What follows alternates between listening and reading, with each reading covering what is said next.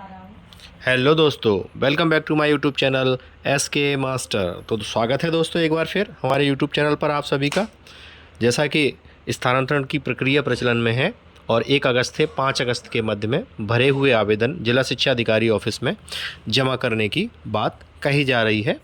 कहीं कहीं 3 अगस्त तक आवेदन लिए जाने की बात भी है। तो जो भी जिला शिक्षा अधिकारी के आदेश हों आप वहाँ पर वैसा ही करें और 3 से 5 के मध्य में या जो भी तारीख नियत की गई है उसमें भरे हुए आवेदन जमा करने हैं। इस बात का विशेष ध्यान रखा जाए। तो आवेदन भरने में कौन कौन सी सावधानी बरती जाए उस संबंध में आज का वीडियो विशेष होने वाला है। तो देखते हैं कि आवेदन को हम कैसे भरें, कहाँ कौन सी जानकारी भरी जानी है, देखते हैं।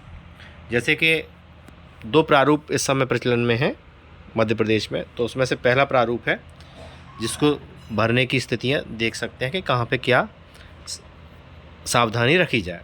तो जैसा कि ये है स्वैच्छिक स्थानांतरण हेतु आवेदन पत्र। इसमें पहला है यूनिक आईडी। तो यूनिक आईडी भरनी है इसमें अपनी।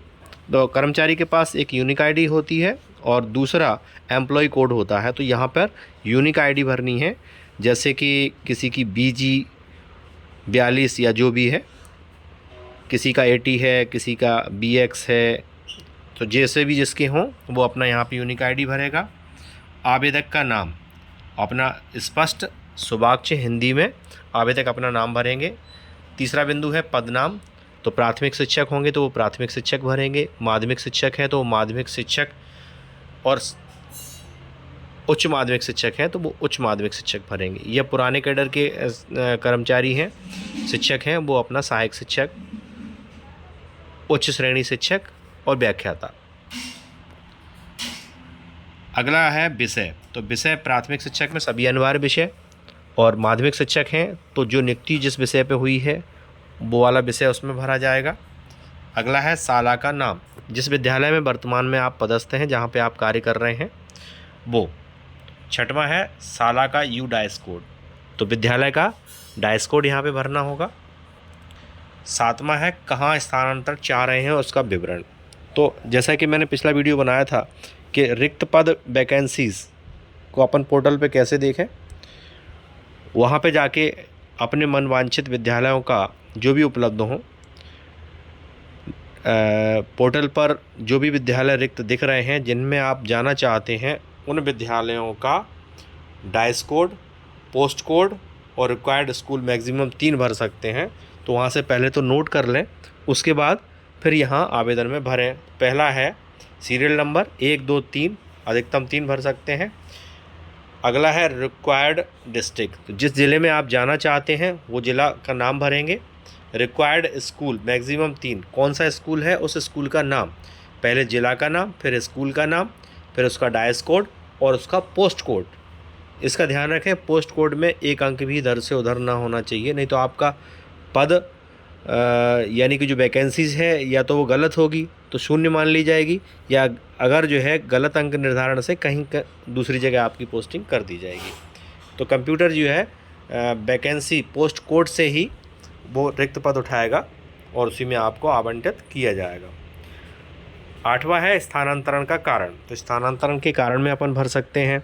पारिवारिक समस्या है, माता या पिता की तबीयत ख़राब है, पत्नी की तबीयत ख़राब है या पति की तबीयत ख़राब है, जो भी है, बच्चों की शिक्षा से संबंधित समस्या है, या घर पे कोई देखभाल करने वाला नहीं है वो समस्या है, या किसी गंभीर बीमारी की परेशानी है, या अन्य कोई कारण हो सकते हैं।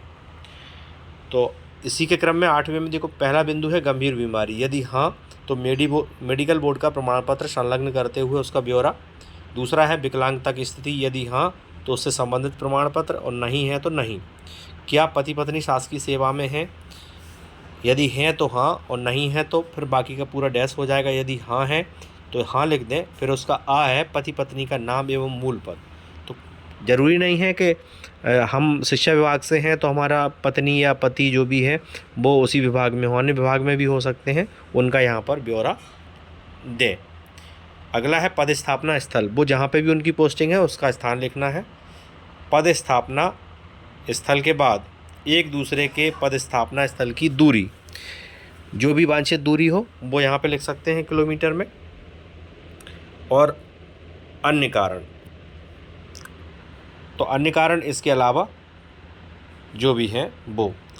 और अगला है, क्या शाला में स्थानांतरण उपरांत शाला शिक्षक विहीन हो जाएगी? यानी मान के चलें आप केवल अकेले शिक्षक हैं और आप आवेदन कर रहे हैं, तो फिर यहाँ पे आपको हाँ लिखना पड़ेगा।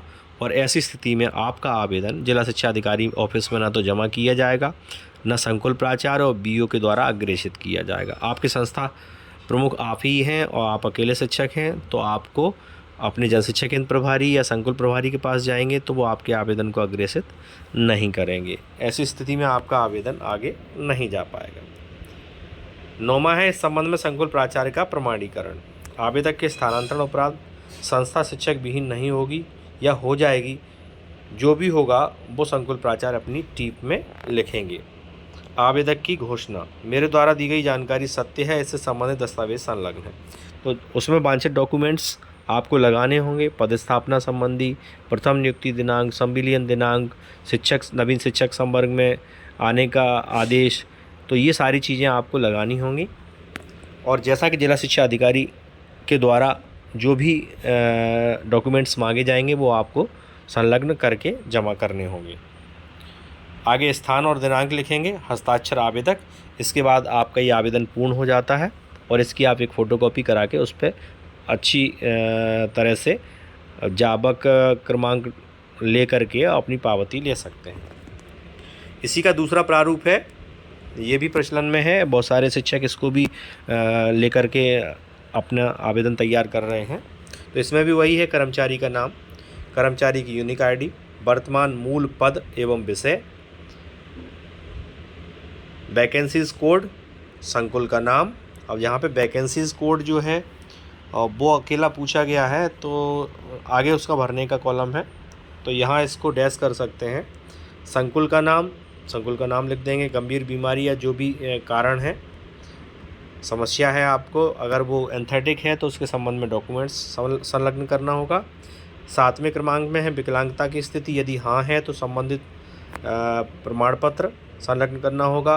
क्या पति पत्नी सेवा में है, तो यदि हाँ है तो उसकी जानकारी, मूल पद, पदस्थापना स्थल, क्या संबंधित के विरुद्ध कोई प्रशासनिक अनुशासनात्मक कार्रवाई की गई है, यदि हाँ तो विवरण दें और नहीं तो यहाँ नील कर दें। 12वां है स्थानांतरण चाहने का कारण। तो जो पूर्व आवेदन में मैंने बताया था उनमें से कोई कारण, जो भी आपके साथ कारण हो जिससे आप स्थानांतरण लेना चाहते हैं, वो यहाँ पे भर सकते हैं। बिंदु क्रमांक 13 में है वर्तमान पदस्थापना संस्था के छात्र संख्या। ये बहुत ही महत्वपूर्ण कॉलम है और इन्होंने लिखा है 2022-23 की स्थिति में। तो अभी तो बच्चों के भर्ती चल रही है, तो बहुत से आवेदन आ रहे हैं, बहुत से बच्चे एडमिशन के लिए आ रहे हैं, तो अभी निश्चित संख्या नहीं आ पाती है। तो जो पिछली सत्र की संख्या होती है वो यहाँ पर अपन भर सकते हैं। और जैसे कि मान लो एक परिसर एक साला है, तो आपको सभी कक्षाओं की टोटल संख्या लिखनी है। जैसे मान के चलें यदि कोई 1 से 8 तक की शाला है, प्राथमिक और माध्यमिक, तो आप प्राथमिक शिक्षक हैं तो केवल प्राथमिक की नहीं भरनी है, प्राथमिक और माध्यमिक पूरा जो स्कूल है उसकी 1 से 8 तक की पूरी संख्या आपको भरनी है टोटल। आप ऐसा भी कर सकते हैं कि प्राथमिक इतनी प्लस माध्यमिक इतनी और लास्ट में योग कुल इतनी, ऐसा भी कर सकते हैं, तो ये भी सही होगा। और वर्तमान पदस्थापना संस्था में पदस्थ शिक्षकों की कुल संख्या, तो कुल संख्या प्राथमिक और माध्यमिक दोनों शिक्षकों को मिला के कुल संख्या कितनी है। स्थानांतरण हेतु चाहे गए रिक्त स्थानों की जानकारी निम्न तालिका में अंकित करें। ये तालिका पूर्व वाले फॉर्मेट की तरह ही है। स्थानांतरण हेतु चाही गई संस्था या कार्यालय का नाम, वैकेंसी कोड, संकुल का नाम, विकासखंड का नाम, आवेदक के हस्ताक्षर, पदस्थ संस्था, मोबाइल नंबर।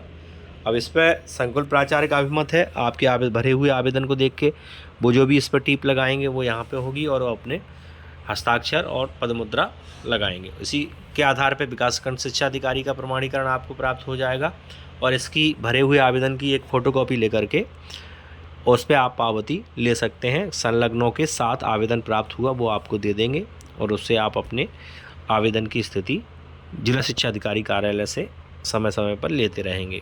तो दोस्तों, आवेदन भरने की प्रक्रिया, आवेदन भरने की जानकारी के साथ आज का ये वीडियो यहीं पर समाप्त होता है। इसी प्रकार के वीडियो आप तक पहुँचें। इसी प्रकार की जानकारी से अपडेट रहने के लिए आप हमारे चैनल को लाइक करें, शेयर करें और सब्सक्राइब अवश्य करें साथियों। इसी के साथ जय हिंद, जय भारत।